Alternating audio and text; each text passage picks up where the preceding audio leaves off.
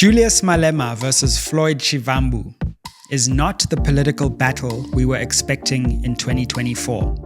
Malema has just in a defiant way come off a speech where he has attacked his critics and defended the EFF. Let's explore Julius Malema versus Floyd Shivambu, what it means for the EFF, the MK Party, and South African politics. Spread the fire. Welcome back to SMWX, the Sizwe Mpofu-Walsh experience. I'm Sizwe Mpofu-Walsh. Before we get started, help us get to our next milestone of 150,000 subscribers. So great to have you back. And amidst all that is happening in South African politics, we have to keep the focus on the biggest story since probably the end of the coalition negotiations, Floyd Shivambu's departure from the EFF.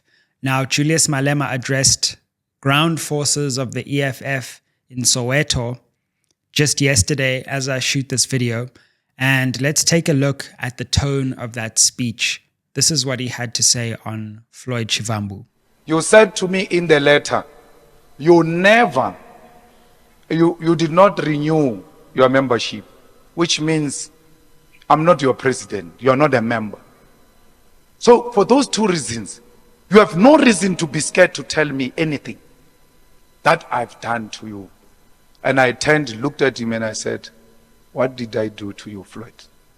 And if you think that was a lot, that was just one part of a nearly 1.5 hour speech dealing with everything from Shivambu's decision to depart, to those EFF members who may still be leaving, to the GNU negotiations. It had it all. And today I want to, firstly, in part one, reflect on that speech and unpack a lot of what happened in that speech, because I think it gives us insight both into why Shivambu left, but also what we can expect from the EFF.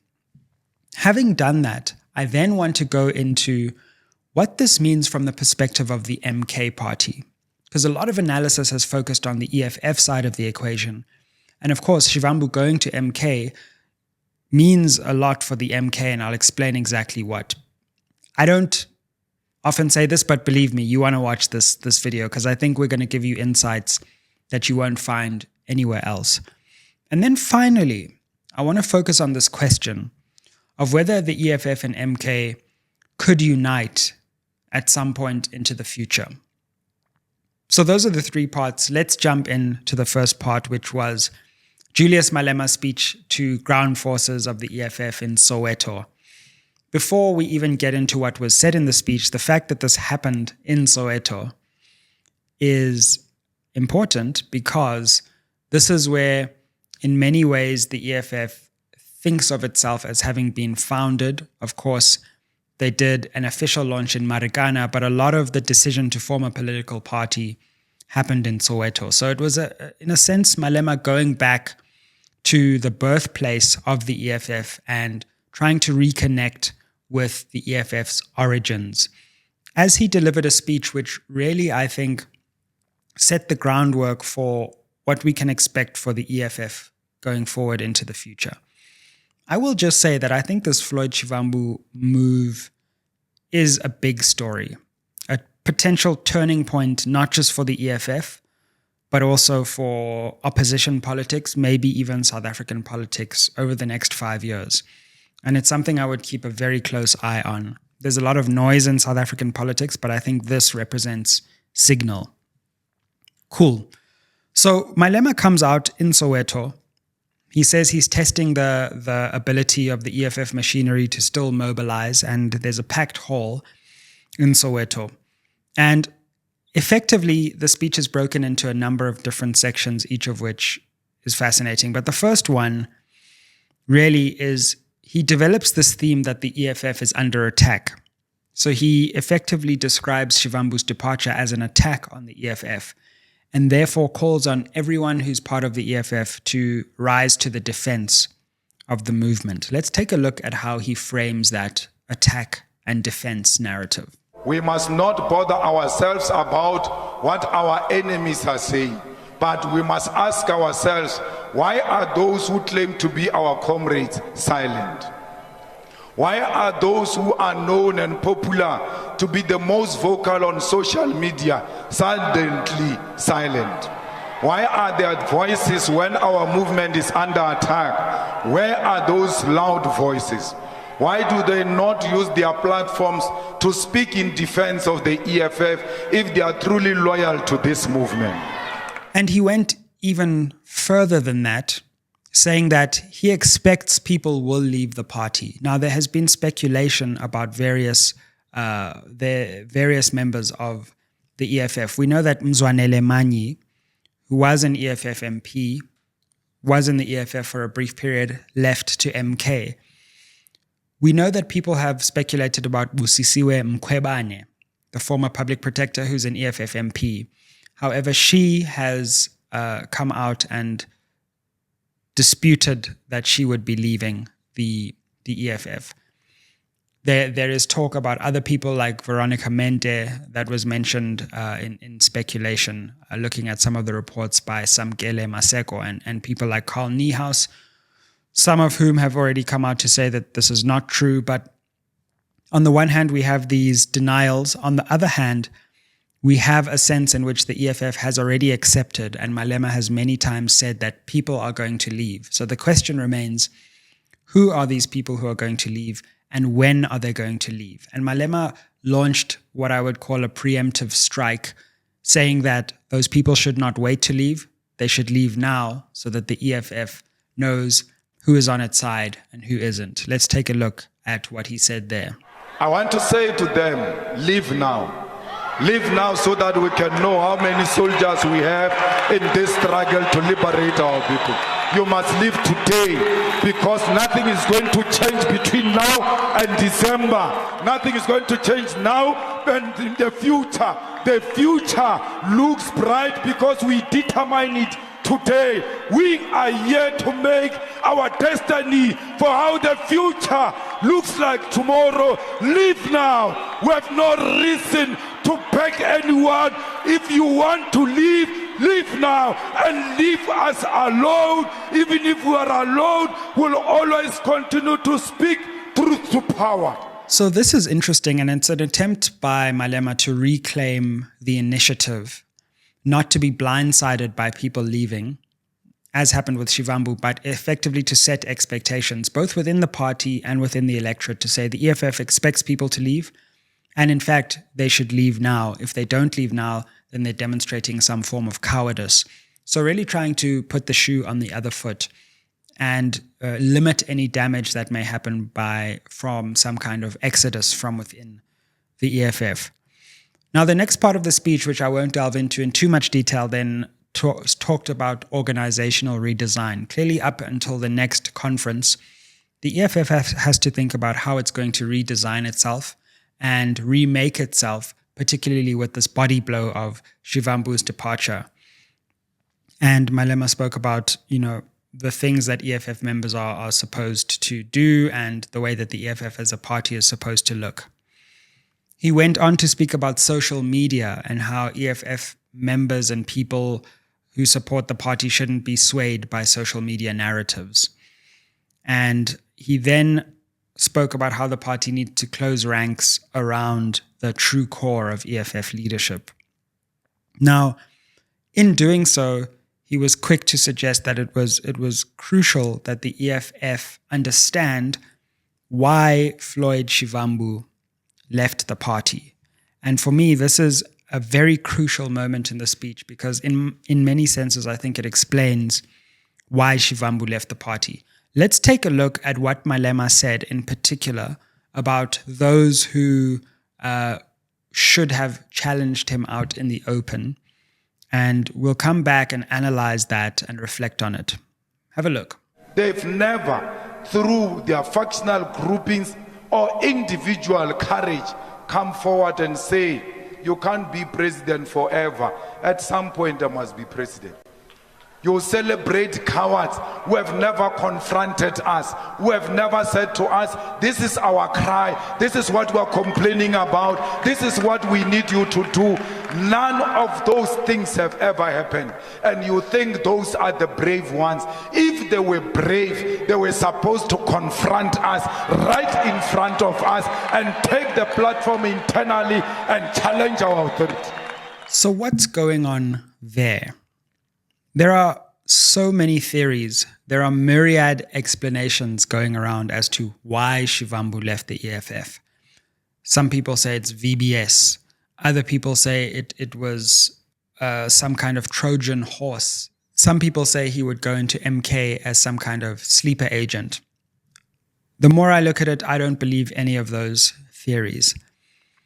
Here's what I think happened. Was there some kind of massive personal fallout between Shivambu and Malema? I mean, we can speculate. Only Shivambu and Malema really know that.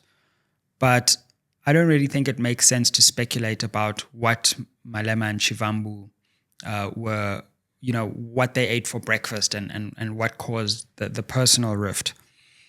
The theory that makes the most sense to me is twofold. Number one, clearly Shivambu, like anyone in politics, has ambitions and aspirations. And of course, he was the second most senior person within the EFF, but the fact of the matter is that Julius Malema is the dominant figure in the EFF. And so I suspect that Shivambu would have sat back and thought to himself, probably over a long period of time, fam, I just wanted to interrupt this episode to let you know the 4 ways you can help SMWX. Way number 1, you can invite me to speak at your institution or company. Way number 2, you can advertise on this channel. Way number 3, you can become a member of this channel. The link to the membership is down below. And number 4, you can buy merch that's books or hoodies. Now let's get back to the episode. All our contact details are in the description box below. Do I want to be in the same place for the next 10, 20 years as a perpetual deputy to Julius Malema? And I suspect that that was probably the calculus that went on in Shivambu's mind. And at some point he began to think that as the MK rose and became a serious political proposition, there was an opportunity for even further growth within that party. Now, whether that is realized or not remains to be seen, but that's probably the opportunity that he sees ahead of himself.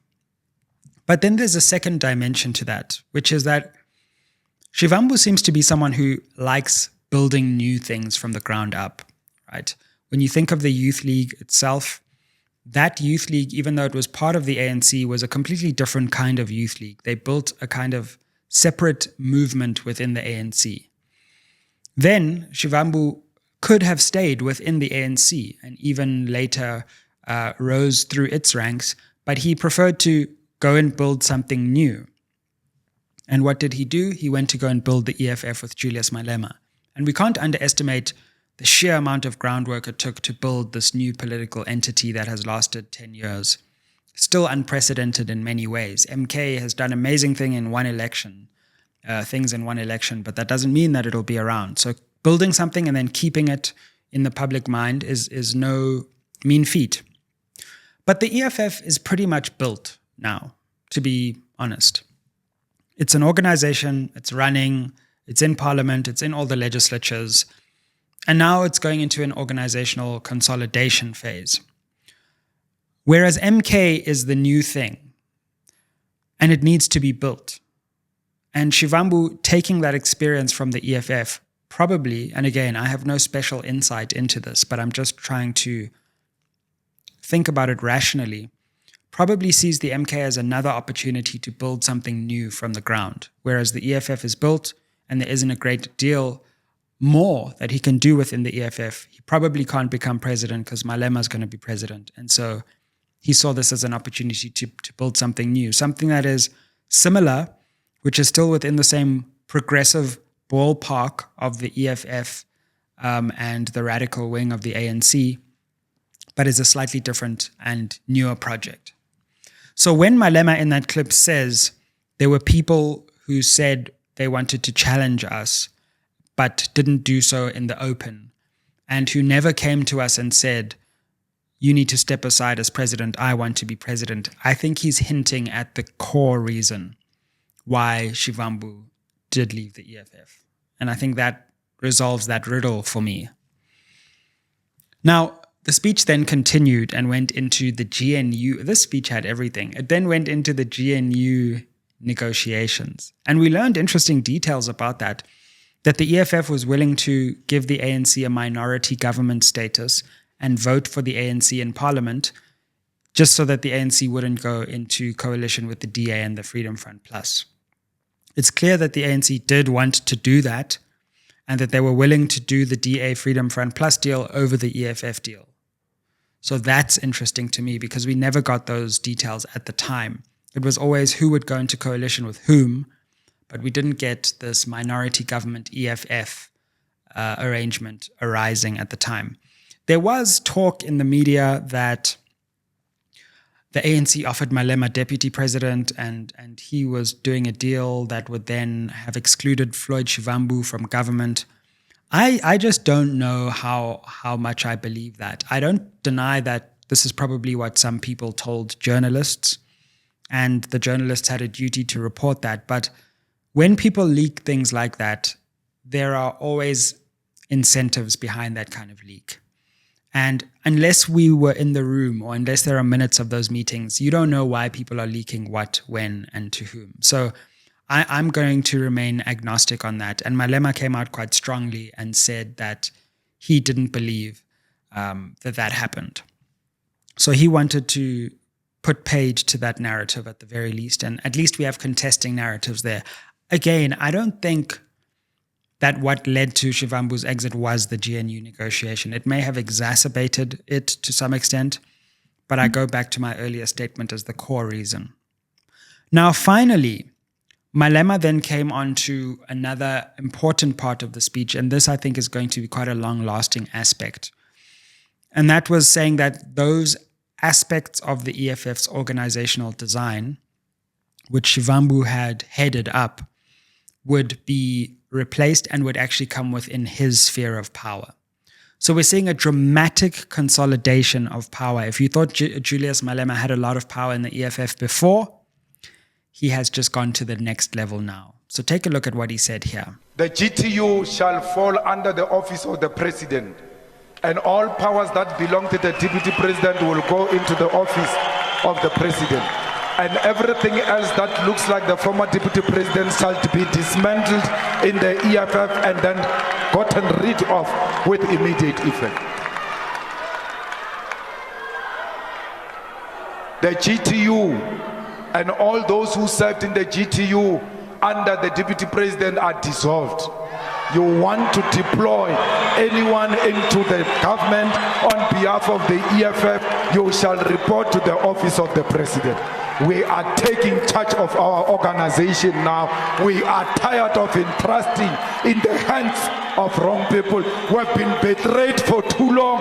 We have been sold out for too long. We have been trusting for too long. We need to take it into our hands and run it ourselves. So for those who don't know, the GTU, the Governance Task Unit, is kind of like where all the deployments into government in the state, in metros, in provinces happen in the EFF.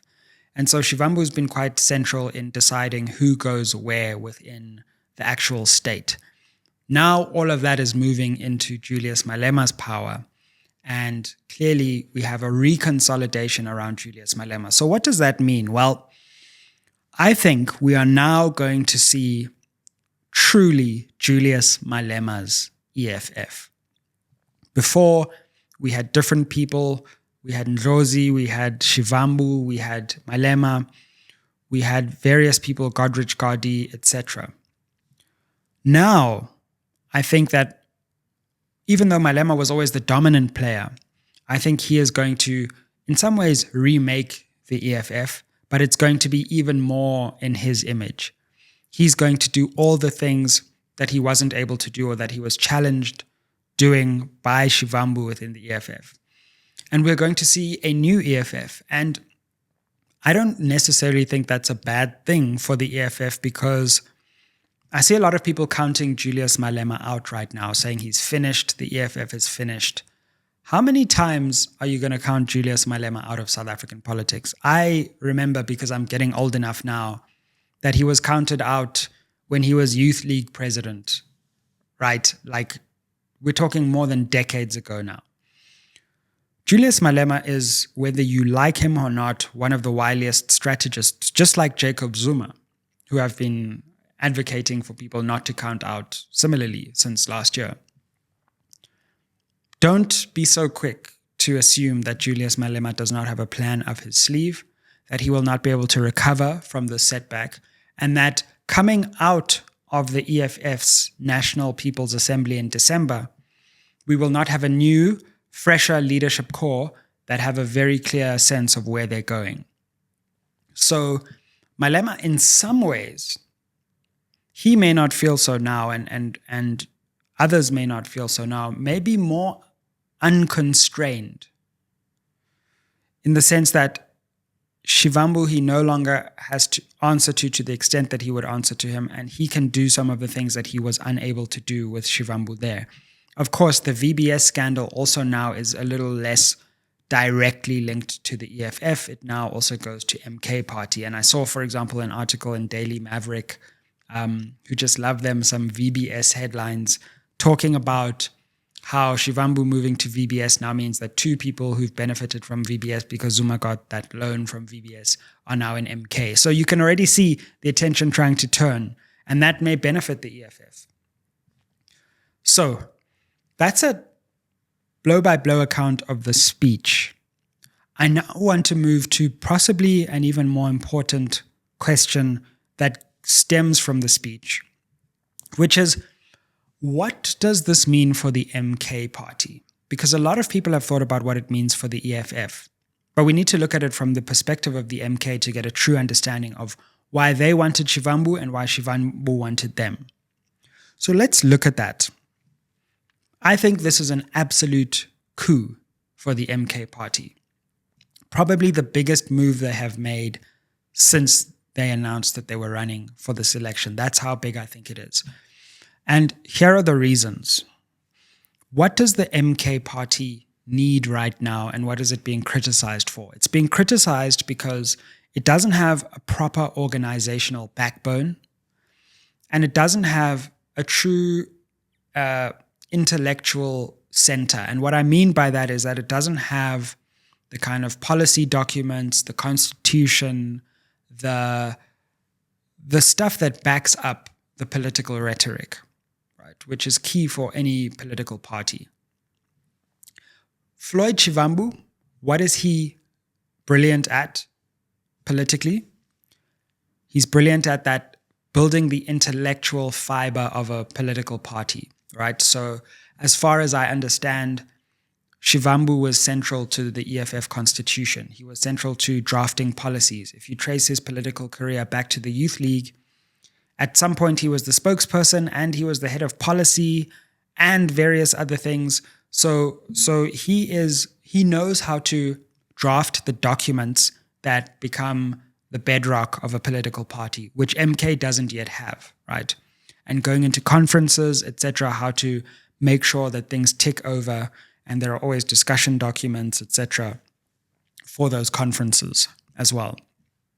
So the key organizational design stuff, on the one hand, but also the intellectual, the charting of a political vision. And once again, you may disagree with that vision, but the EFF was able to articulate a very clear, very direct, different vision for the country, which had to do with land, which had to do with nationalization, etc. And Shivambu was at least a key player in developing that vision. Fam, you asked for some SMWX merch and we have delivered. I know you're always looking for ways to help support and grow this channel. So why don't you buy yourself an SMWX hoodie? Super comfy, super warm, and you can represent SMWX. You can check the link down below for how to buy your SMWX hoodie and help build and grow this channel so we can bring you more interviews, more analysis, and more educational insights. Now let's get back to it. So he will do so for MK Party, and that's the contribution I suspect he will make. But secondly, what MK Party needs is also internal structures. So the actual body of the organization, the basic units which will build up the organization, and how those basic units will connect to regional bodies and then the national body.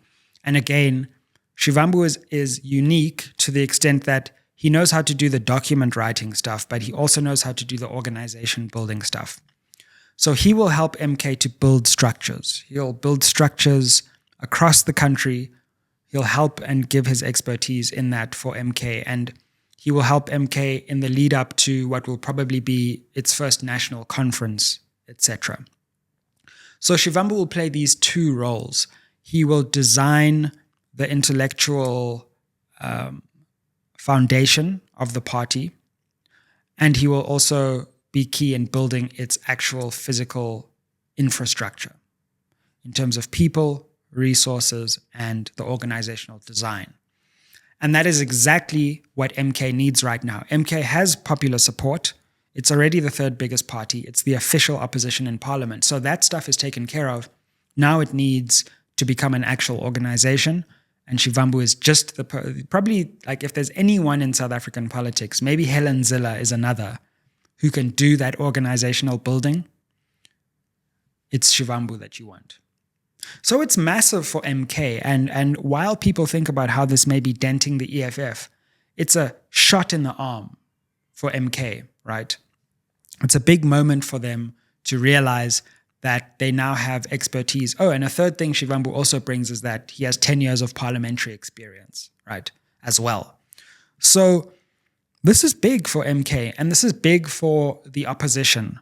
And we cannot underestimate what Shivambu might do in MK, which could lead MK to stabilize. And if MK stabilizes and stops all this instability and people resigning and re-resigning and leaving and coming back, and if that can stop and MK can become a coherent force, then they're going to be a real force to be reckoned with in South African politics. What do I mean by force to be reckoned with? Well, let me come on to the third part of this extended analysis, right? Because I want to give you the full insight. And I want to talk about this thing or this question as to whether the EFF and MK could unite. Because I think that is a fundamental question over the next 5 years. Now, I've already said that I disagree with the idea that this was all a big premeditated plot to send Floyd Shivambu into the MK because the EFF already thought that he could go in and be a Trojan horse, right? However, what we're dealing with now is the short-term fallout, right? EFF is wounded, Malema's wounded, of course. There are some attacks going towards Floyd Shivambu. Right now, it's all short-term. It's live, it's unfolding.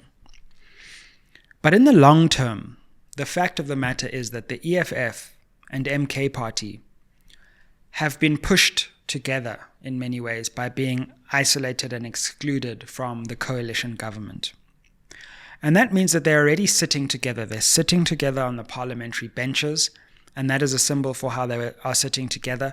There is great ideological overlap between the two as well.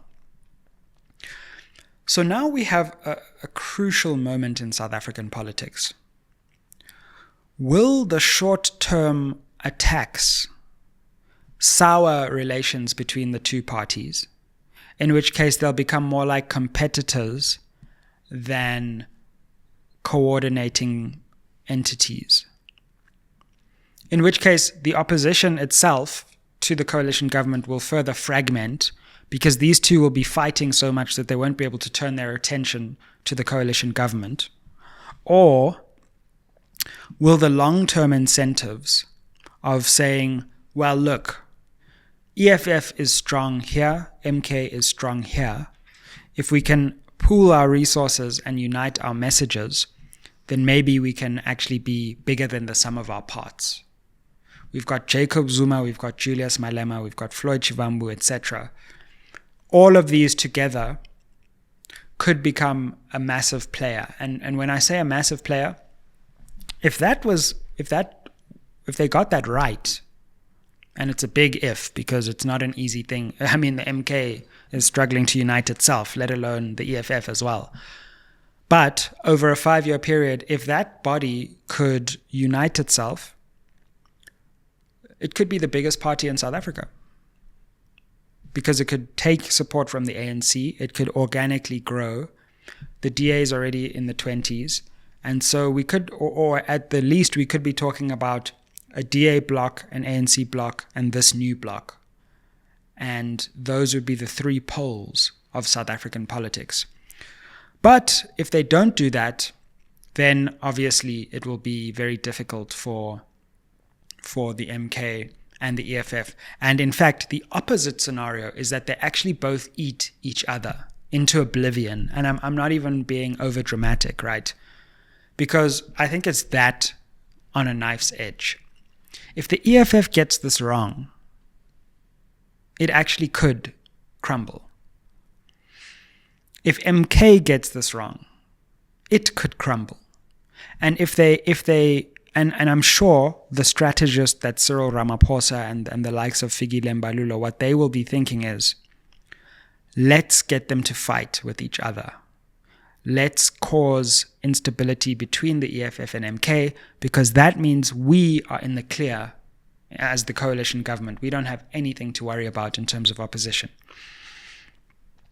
However, it's going to be a race because, of course, the coalition government has its own contradictions, right? So in my view, what I think the next 5 years of South African politics might be about is which bloc can consolidate most coherently first. Will the coalition government actually be able to cohere? And there are some signs of that, in which case the opposition bloc may fall into disarray. Or if the opposition bloc coheres, it doesn't mean it has to become one party, but uses its strengths against the potential incoherence of the government bloc, then they will win the day. And this sets up, as we conclude, a fascinating political storyline going into the 2026 local government elections. Because that will be the first test of whether the ANC is still falling, whether the DA will be able to make gains, or whether it will be subsumed into the ANC, whether the EFF will really be rattled and its support will fall, whether MK will grow or not. And that's the storyline that we need to keep our eye on, because that will determine so much of what the future of this country looks like. And guess where the best place to follow that storyline will be? Right here on SMWX. Thank you for joining us for another episode. Like, share, and subscribe. And keep it locked on SMWX. Ayeye.